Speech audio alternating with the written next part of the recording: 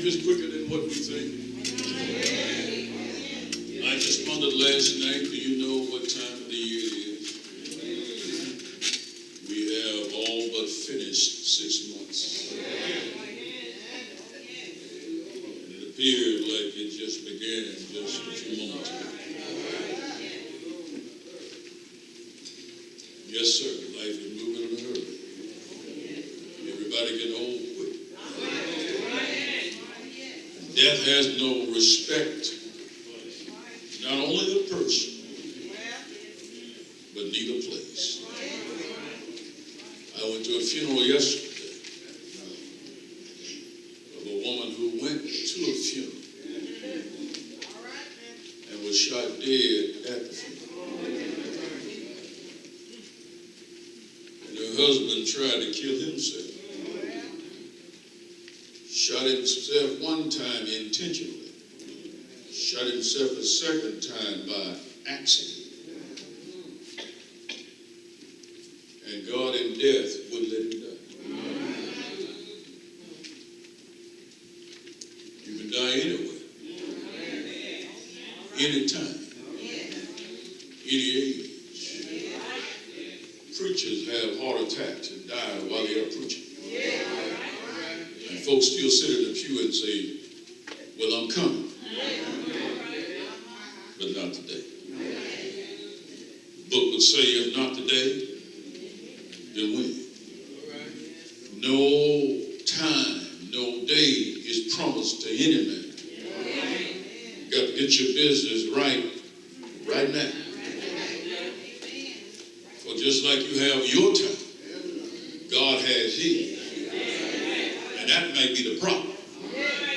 We were planning on coming tomorrow, but God says, like he says to the rich, like he said to the man that had barns full of food, said, I got so much stuff, what am I going to do with it? He said, I'm going to tear them all down. Build me some new barns. And then say to myself, Sal, you have plenty.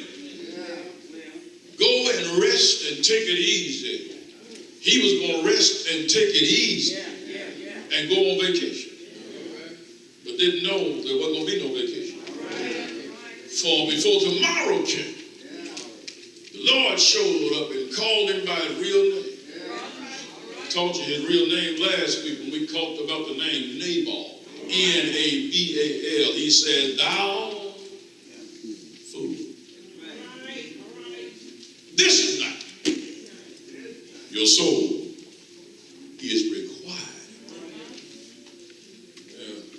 Old church, old folk used to say, when he called, I'll be somewhere.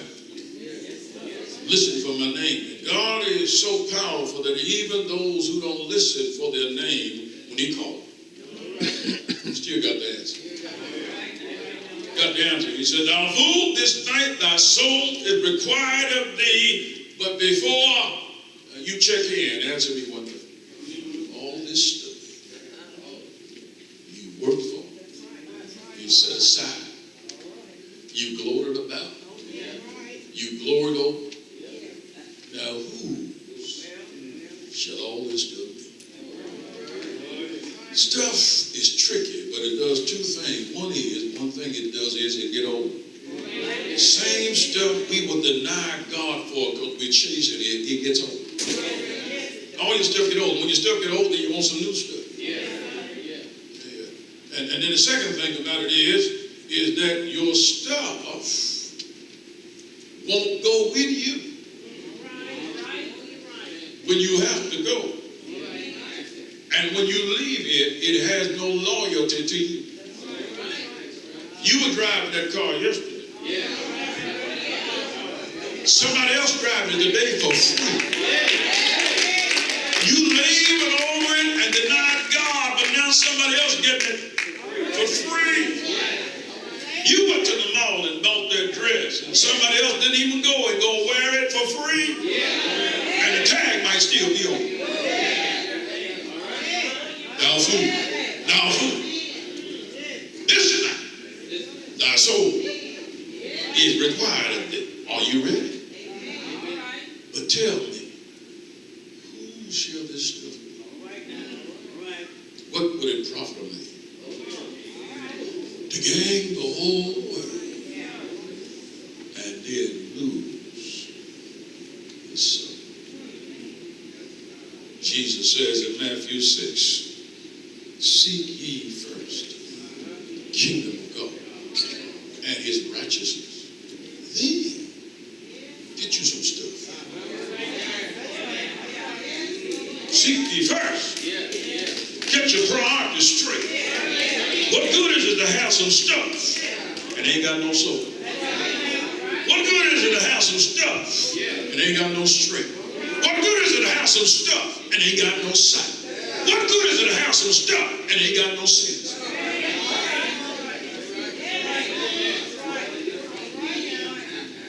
What would it profit? There ain't the whole world. Lose its soul. From the book of Job,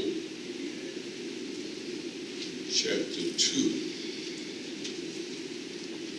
verse 9. That's where we were last week. We studied it then and we studied it now. Anybody in a hurry? Let me know. I go ahead and wrap it up in case you want to go ahead and write. God has a way of developing a captive audience. I heard a preacher say yesterday, God has a way of bringing folk together even when they don't want to go to church. God has a way. God got a way. Yeah. Now, let me pause right here and recognize the fathers in the house. Everybody who's not a father, if you would be kind to all the fathers, would you stand up?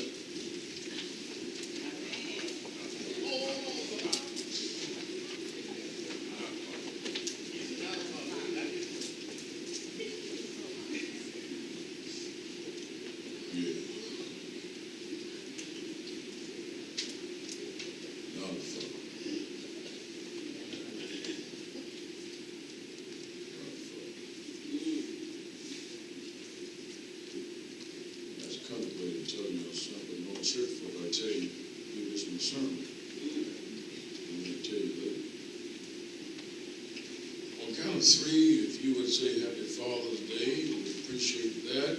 1, 2, 3. Happy Father's Day. Amen. See, some fellows who are standing who are not fathers. I'm glad some of y'all ain't fathers. Take it from your pastor. It can be costly. 2 things that will make any man broke out of what he is: children and child support. That's one. And want to have a woman. That's 2. Man may be lonely, but he's richer, Bishop, if he ain't got no woman. Can I get a witness? Can I get a witness? I'm trying to help somebody. Look, there's a pro and con to everything. There's a pro and con to everything. Look at here. You might have your money, but you're lonely. Or you can have a woman and be broke.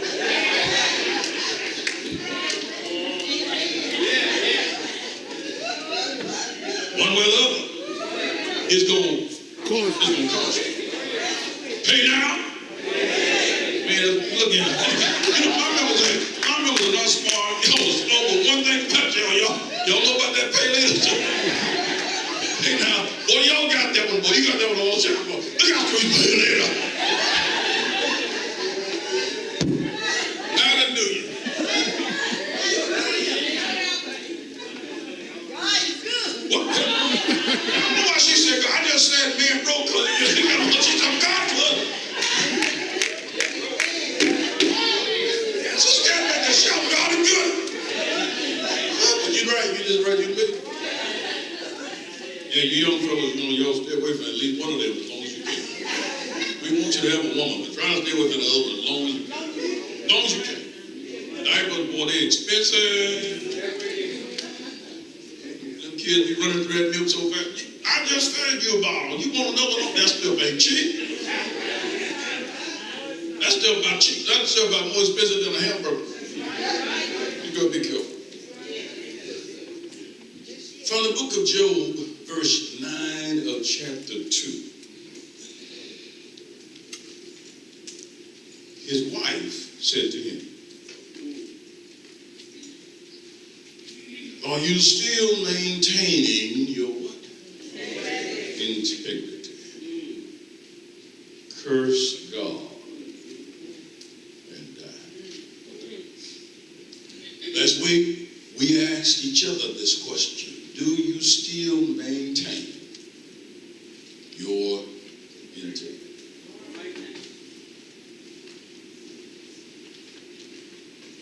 To remind you and to update others who are not here, the essence of the question is,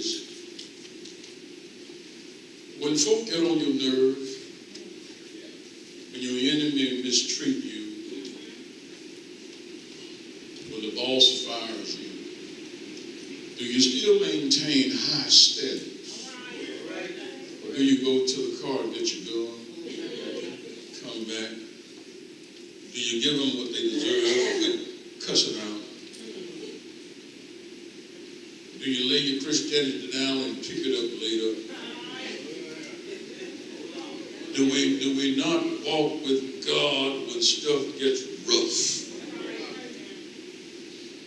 If so, we're not maintaining our integrity. Remember, the devil is always trying to make us come down. It's normal, it's natural. I mean, do you think otherwise? For remember, all the way up to Calvary, he had done all types of things with Jesus from the wilderness when Jesus had fasted.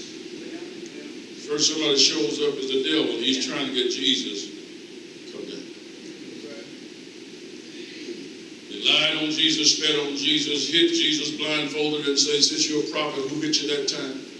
Cursed him out, put thorns on his head, drawing blood from his head, piercing his head, wouldn't let him sleep at night, put him on four of the 6 kangaroo courts in one night, nailed him in his hand and in his feet, lifted him in the air with gravity against him, thirst against him, and instead of them feeling sorry for him, I mean, how much does a person have to take before you finally have some compassion? I said to someone just last week, I've seen some enemies that I wanted the Lord to get, but let me tell you, when God whoops folk, God can make you feel sorry for your enemies. And look at all that Jesus is bearing, and yet they are still walking by the cross, laughing at him, scorning him, and said, don't you said you were somebody. I mean, hey, we're willing to admit it since you're up there that you did do some things for some folk, but if you are what you say you are, well, just come down. Right. That was the worst thing Jesus could do. Come down. The easiest thing for you and me to do is come down. It's hard. Stay up. I'm talking about 2 positions here today. The wife's position, the wife's position, and the godly position in maintaining our integrity. The wife's position and the godly position. And I hope that you will learn a lesson from the negative and from the positive. Take note, this powerful, echoing, ever spoken of statement about Job's wife and Job. This conversation that has been spoken of forever. I mean, the lady, we only hear her talk one time. Those of you who are Bible students, I don't know if you thought about it. We hear his wife speak one time. Sometimes the one statement you speak outweighed everything you ever spoke. It's obvious she's in the picture, for he had a wife, he had a family, he had children. But we don't hear her say anything until this verse, and the only thing she's recorded for saying is, you mean to tell me you're still maintaining your integrity? Why don't you just curse God and die? Whatever time. Take note of this, if you will, lesson concerning the wife's position. You and I are the wife. And unfortunately today, the wife serves as the instrument of Satan. Amen. Amen. Somebody's such to get mad with what I'm about to tell you. But you see, there's the difference between godliness and worldliness. We have so many women today who have chosen the worldly system instead of the system for which you are made. We're influenced by the sorority club, influenced by the streets, influenced by mamas who want to be your friends instead of your mamas, influenced by women who want to be prostitutes instead of ladies. For when you're more concerned about the man's money than you are the man, what do you think that makes you? And we have done this so long until we don't see no wrong in it. But that's not God's purpose, God's plan.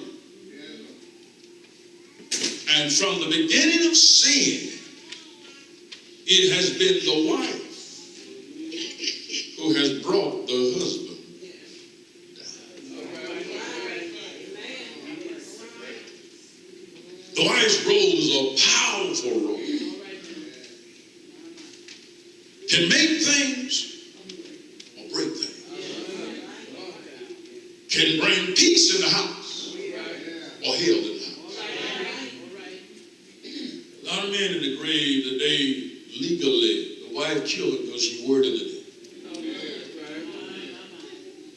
But that's not what you're made for. God wants to use you and God wants to bless you, but you've got to decide which side you want to be on. Do you want to be boisterous? That's worldliness. Or do you want to be meek? That's godliness. This woman comes into the room, and I tell you, Satan had taken everything Job had. You know that, right? But one thing he hadn't taken was his wife. He didn't take her. He took all 10 children in one day, but left his wife. He took all of his material substance in one day. Took all of Job's servants. He didn't have a wait or no, not one. In one day, but he left his one wife. Why is that? You may want to take this note. It is because Satan tends to spare whatever is dear to us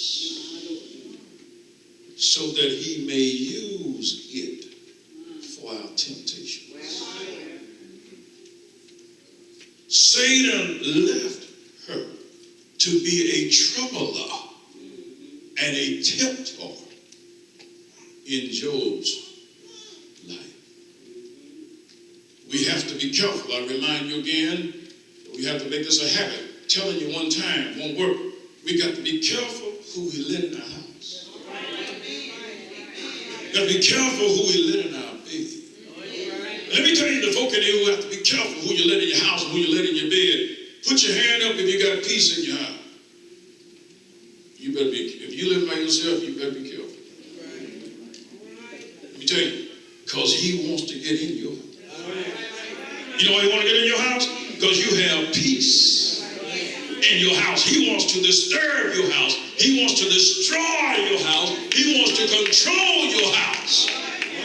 And those of you who have peace in your house right now, if you let the wrong person in there, you're subject to one day say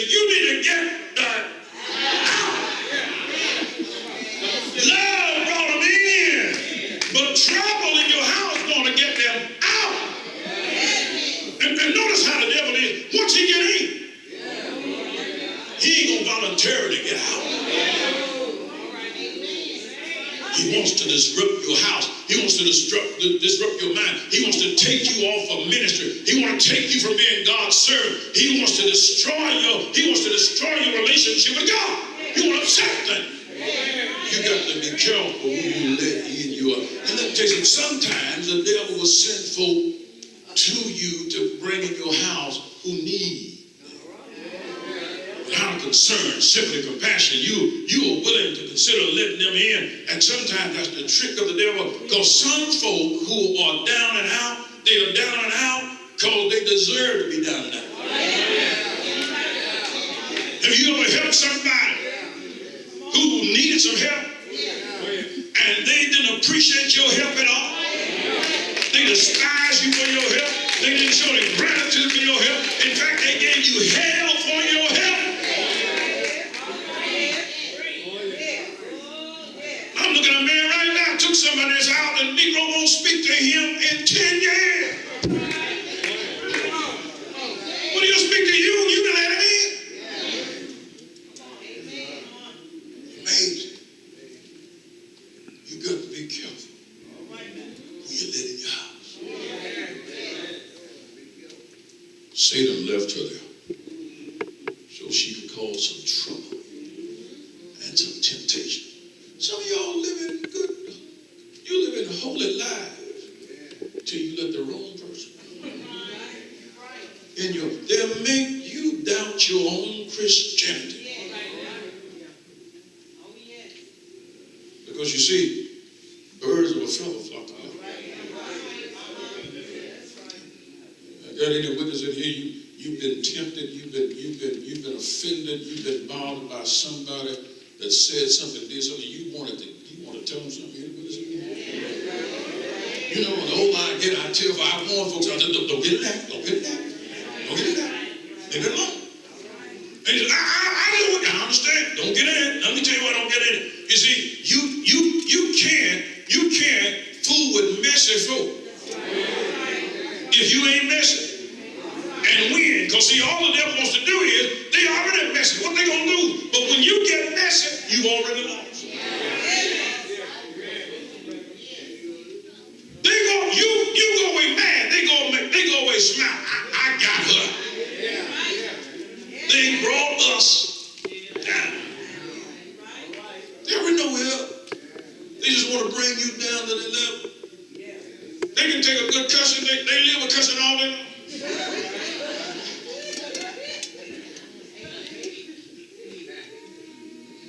Your wife, her attitude, listen, she criticized his faith. Somebody might want to write that down. Here's why you might want to write it down. Anybody hear your faith ever been criticized? You call yourself. Well, if you're a Christian, then why you do that then? Well, you do everything. Can I do one? Can I have one thought? I mean, you do say, I'm human just like you, I ain't no better than you, so why is it that I got to be perfect, but still I'm no better than you? So since you already have justified me, I'm no better than you, I can do one. But not in their book. They want to catch you in your one fault. So they can just squeeze you, hold something over you, as if they are your judge. She criticized his faith.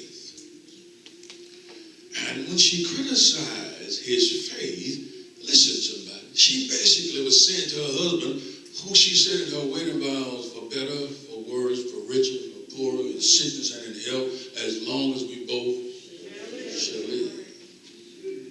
She says to him, are you willing to suffer like this for the rest of your life? Look, you want to know what you got? Get sick. You want to know if she loves you, lose your job.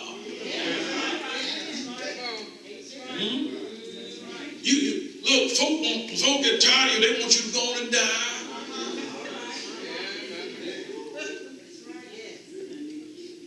Oh, have mercy, Lord. Are you willing to live like this to rest? Why not just give up on God and die? don't you give up on God? Now, she actually gives us strength. Because she says, in essence, she's saying, if you give up on him, you're going to die. There's somebody right now, most of them right now, you'd be dead if you didn't have God's hope in your life. Have you found you ain't so cute, you don't smell so good, you don't ride so well, you don't know so much, you're not so young, you're not so strong, that life still challenges you, and what you do is you find yourself from week to week struggling just to stay in the race? Life really ain't about winning the race, it's about staying in the race, and if you didn't have no hope, life would take you down. She said, give up on God, and basically said, but if you do, you're going to die.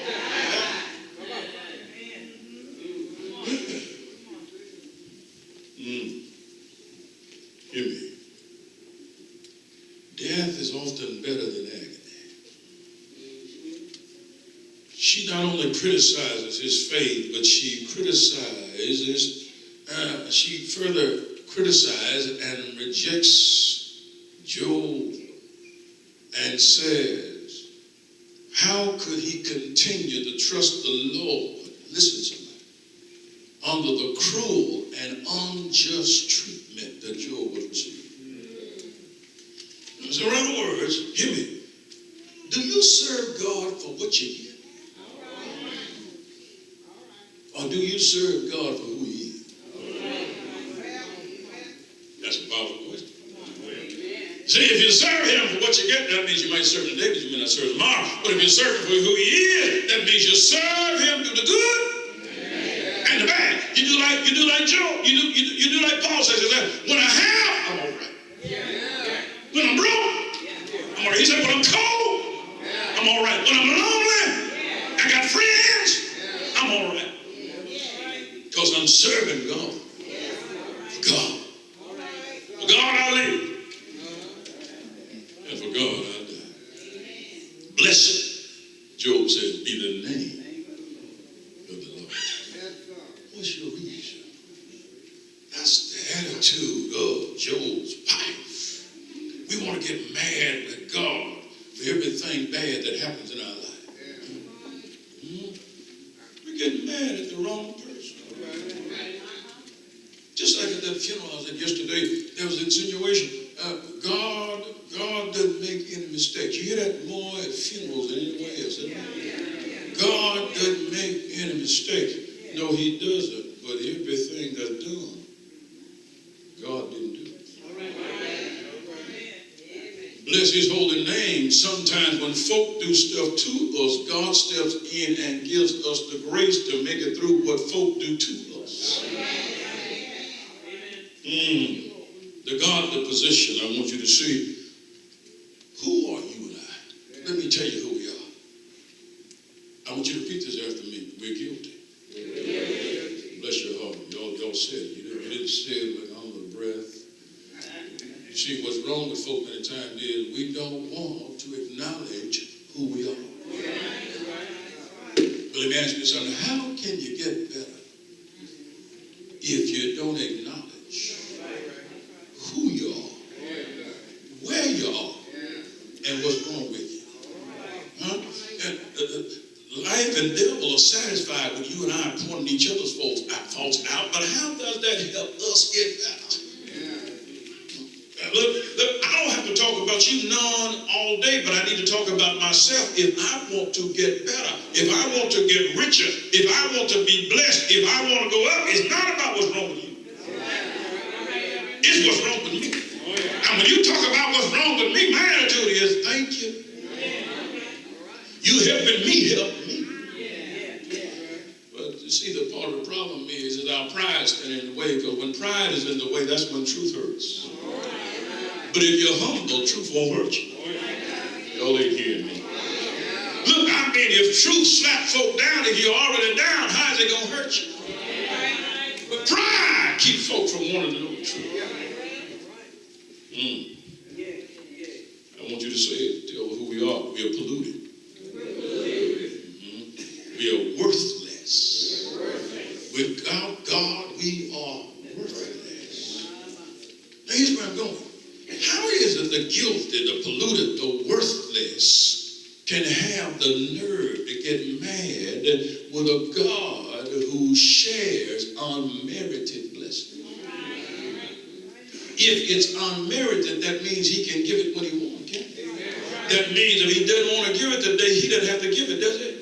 But we still ought to say, we still ought to praise his name and say, blessed be the name of the Lord. How is it we have the nerve to get upset with the just and holy God who refuses to give you and me what we deserve? Then when he lets a little justice fall our way, we want to get mad as if we deserve God's blessing. Like many of us, let me tell you about Job's wife. You want to hear this? When Job's wife faced dire circumstances, she desired relief more than she desired strength.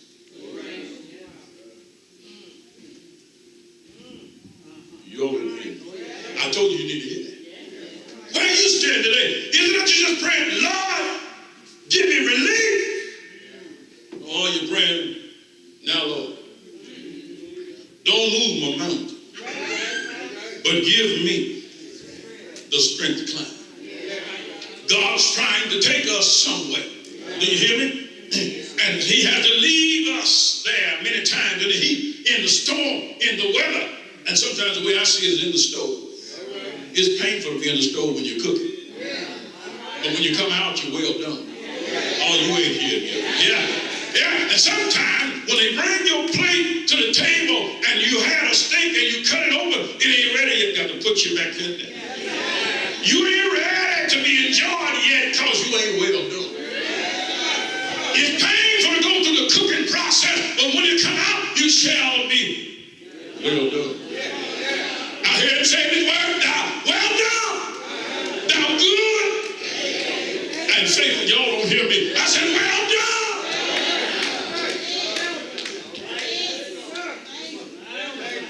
Some of us are not usable because we ain't. Y'all didn't hear me. Yeah. But in order to get well done, he got to take you through some stuff to get you to some stuff. Y'all didn't hear me. We're trying to get to some stuff without going.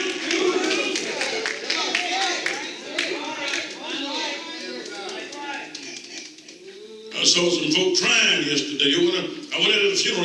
I was ministering to some folk. Crying. Having a hard time because they were in the stove. Usually when folk in the stove, they don't recognize they're in the stove. And look, now, but I tell you how to recognize you when you're in the stove. When you're in there and you're wondering why you're in there. Crying because you're looking for some relief. You don't hear me. You know, when you're in the stove, when stuff is happening to you, you say, this really shouldn't be happening to me. Why is this happening to me? But let me tell you something. We don't deserve anything. Anything we get, we deserve it. But I want to tell you this. If you belong to him, trust in the Lord with all your heart. And lean not to your own understanding. Lean on him. Y'all didn't hear me. When the road gets heavy, lean on him. When you're lonely at night, lean on him. When you're scared sometimes, lean on him. When it's dark in your life, lean on him. When folk leave you by yourself, lean on him. And sometimes if you want to be blessed, you ought to just lean anyway, because the Lord loves you when you lean. When you lean, it tells him, I have faith in you. And the Lord wants us to tell him and show him that we trust in him. And if you trust in him, that means you quit standing on your own. You start leading in the Lord's direction. And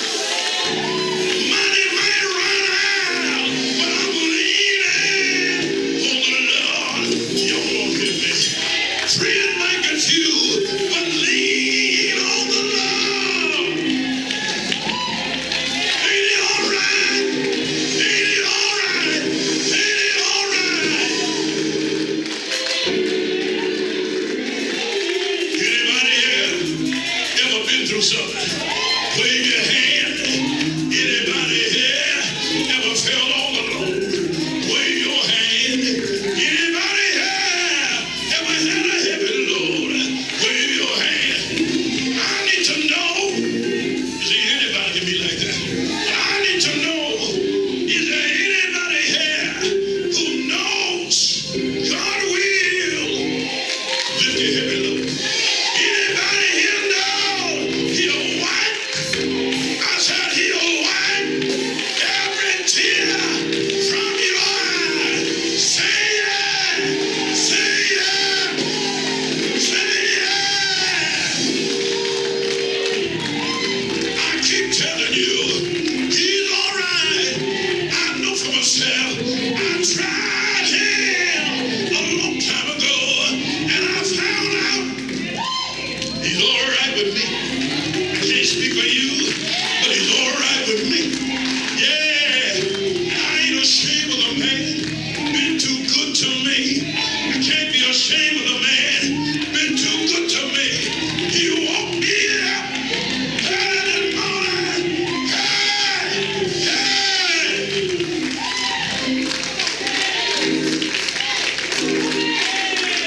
You gotta maintain, I tell you. Come what will, come what may. You might have read the Bible. Said do good to your enemy. Said when you're doing good to them, you're casting coal on the head. I don't understand all that. But I know the Bible says trust in the Lord. Lean not to the own understanding. Y'all don't hear me. Some of y'all having trouble time. Can't see your way